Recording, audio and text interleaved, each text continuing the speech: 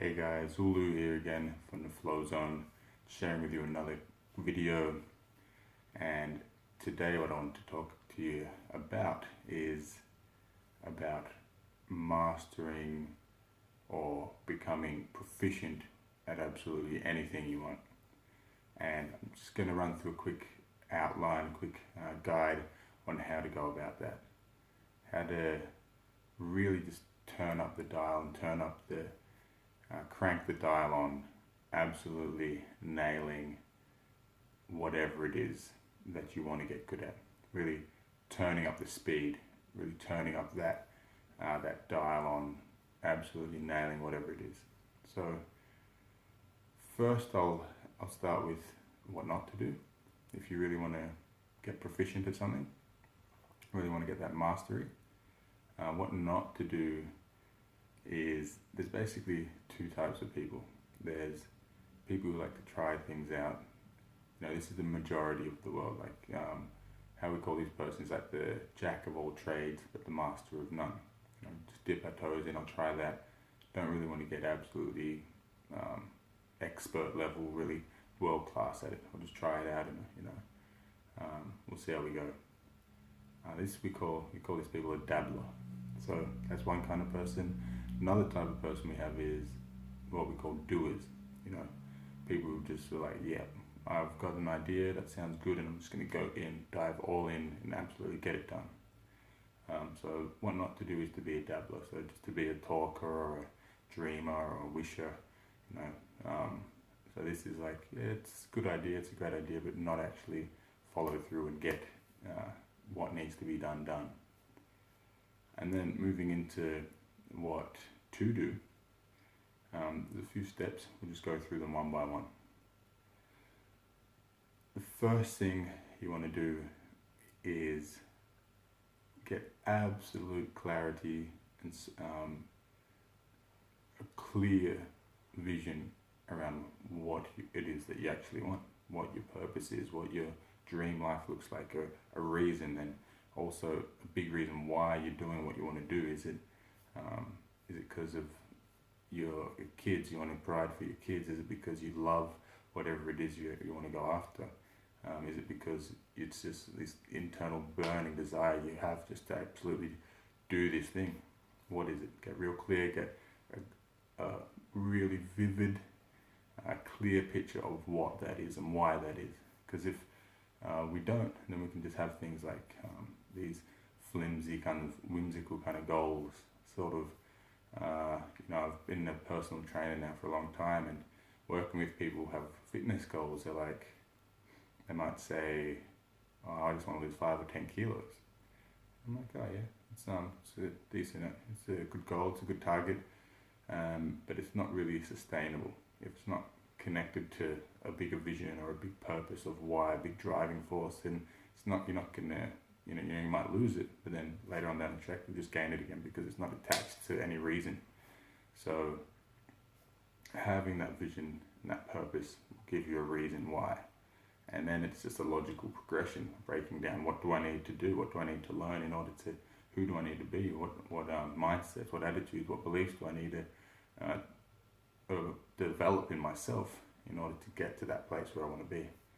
So first step, create a clear, absolute, crystalline vision and purpose. Secondly, you want to find examples. Find an example of whoever has done it. So this is people who have done it before you, who have walked the path before you. Find them, read books about them, talk to them, search them out on the internet, talk to them, ask them questions. What did you do? What habits did you build? What beliefs and mindsets did you have to build? What did you go through? What was your experience like? Ask people questions, and don't try to reinvent the wheel. We've had everyone in history before us. The wheel was invented some 2,000 years ago, so it's pointless trying to reinvent it and go it alone. You're going to take forever to do it. So that's step 2. The third thing you want to do, and I believe this is one of the most important, and this is what I have developed in myself, and is like a large part of what I'm doing each day, is getting this kind of transmission across, and that is self-discipline. that is daily practice of whatever it is that you want to do. So one of the ways that I develop it is to do my standing meditation, teach Neigong and practice Neigong and Qigong every single day, because that's like one of the hardest things for, I get up, I don't just get up and go, oh, it's amazing, I want to do this. A lot of the time, do I really have to do this? And I just think about my vision and go, okay, this is getting me to where I want to be. Of course I'm going to do it. Makes a lot of sense. Commit to that and daily practice. So commit to whatever it is for you. I spent years every single day writing, freestyling, writing songs, practicing to get really good at rapping. And I reached a level of proficiency. I wouldn't say mastery, it takes a long time, but I can freestyle, I can write songs, I can write lyrics, pretty good at it, I'm not at a level which is proficient. Daily practice, that's the next step. The difference between someone who does something, who practices something for 5 days a week and someone who practices 7 days a week is incredible. In less than 5 years, the person who's practiced for 7 days a week has actually done, if the person who's doing 5 days practices X amount of hours, and that the person who does 7 days a week practices the same X amount of hours, in less than 5 years' time, the person who's been practicing for 7 days has actually done double the amount of hours as the person who's been doing only 5 days a week. And 5 days a week is, it's pretty committed. That's a great level of commitment, but it's not absolute self-discipline commitment. There's 100+ days a year that the person who's doing 5 days a week is missing out on, that this person isn't. So get committed, decide you're going to immerse yourself, get full immersion in whatever it is you want to get good at.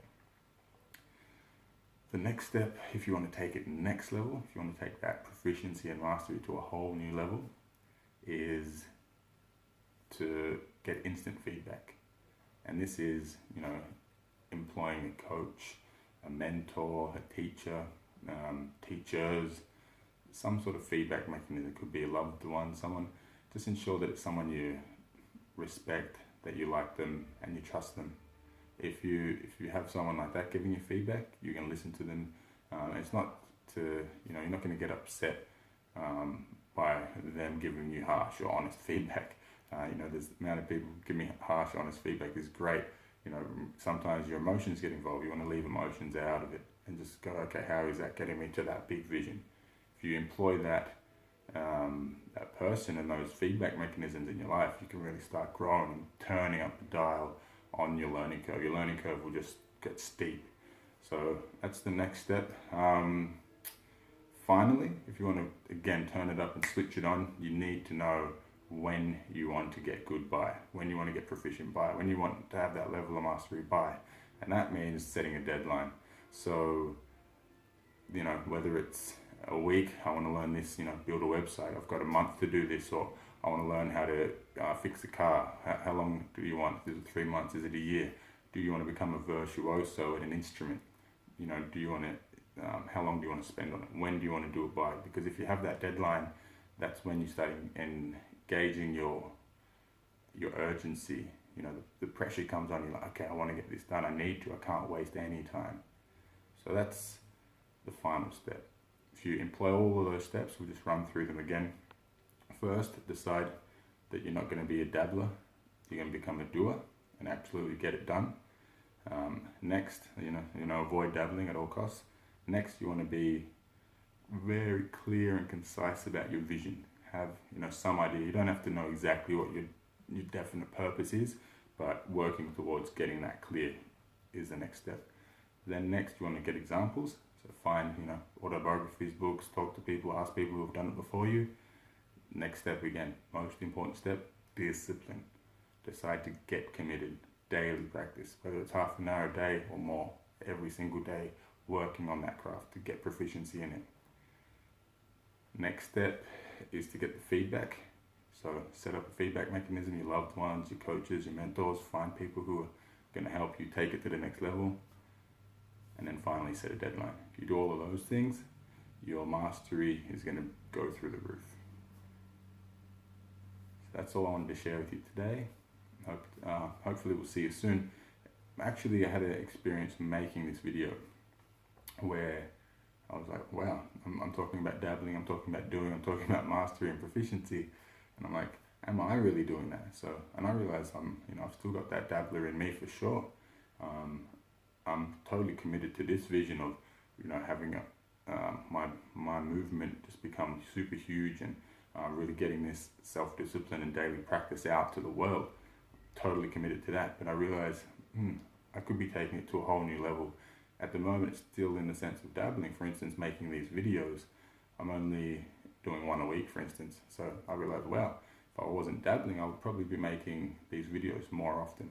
And so that's something I've decided to do in the process of making this video, is to get involved with making more videos for you guys. So if you have any suggestions or anything you'd like to hear from me to share with you guys, I'd love to hear from you in the comments below. Do share with me, and I'll do my best to create some awesome content for you guys and share more with you more regularly, so I can become more of a doer and really start implementing these practices myself and really walking my talk. So thanks for tuning in, and I'll see you next time. Till then, rock on.